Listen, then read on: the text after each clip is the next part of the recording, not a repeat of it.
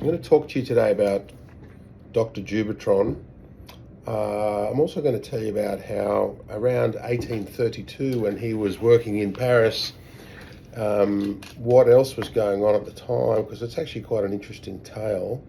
Napoleon Bonaparte was raping and pillaging his way across multiple countries in Northern Europe. Veuve Clicquot established her champagne house. We can talk about her. And funnily enough, the three of them had interactions. And so I'll start the story here. Dr. Jubitron was a very self-centered, egotistical, narcissistic type personality who became the chief of surgery in Paris in Hotel Dieu at the age of 25. For him to have achieved that, he must have been quite gifted. He was then in charge of the surgical school. There's a statue of him to this day at the hospital, the oldest hospital in France. It's called Hotel Dieu. That translates into the House of God. A famous textbook, or novel I should say, by Samuel Shem.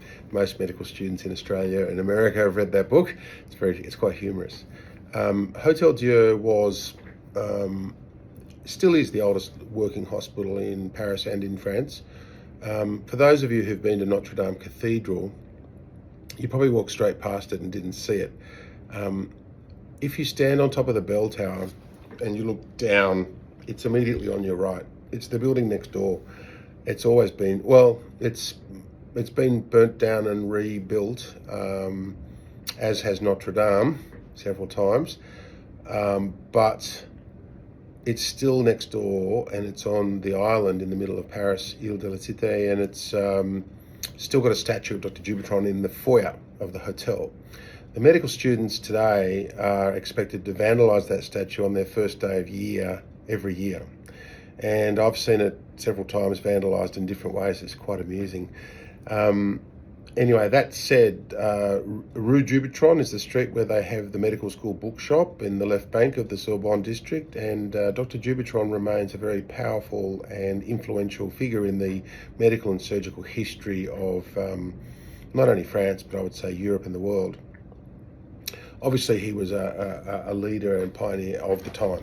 So he discovered this disease in 1832, named it after himself, as you do. It gave no reference at all to Sir Astley Cooper, who had discovered it 5 years earlier in 1827 in London. Now, Jubitron went on to be Napoleon Bonaparte's personal doctor. He operated on Bonaparte's hemorrhoids. I guess that happened from sitting on a horse for too long as he was travelling around other countries in Europe in the snow. So now enter the story of the champagne house, Veuve Clicquot. Veuve means widow, and Barbe Nicole Clicquot married Monsieur Ponsardin Jr. There was also Monsieur Ponsardin Sr., we'll come back to him. Barbe Nicole married Ponsardin Jr., and then Ponsardin Jr. died at the age of 32. Some people think he had a sexually transmitted disease. Some people think he died of some other fever. He died quite quickly, leaving her a widow, or a veuve. And then she had to decide, do I continue with the sparkling wine business, which was still quite new, or do I give up? She decided to persevere, and she became one of the most powerful business figures in Europe at that time. It says on the bottle, Maison Fondée 1777, which means 1777. And anyway, not long after that, I did mention Jubitron was 1832. The French Revolution was, I think, 1795, I think, was the year. So we're all happening at around about the same time. 1789, I think, was the year I'm trying to think of.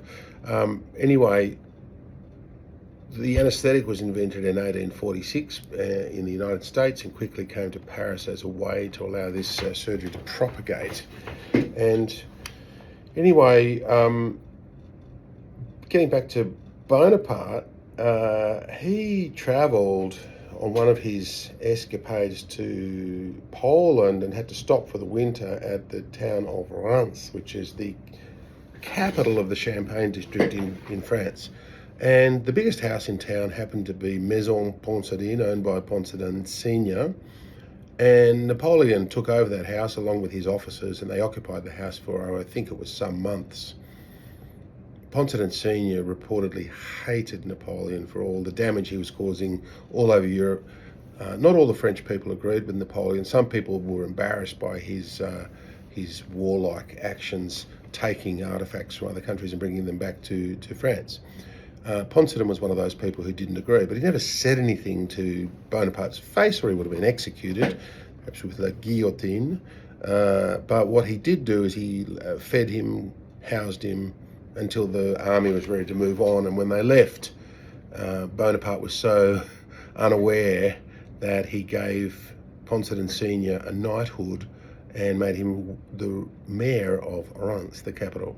So that Maison Ponsadine is still visible today. You can go and see it. It's still there. The statue of Jubitron's still there in Paris, right opposite Notre Dame Cathedral.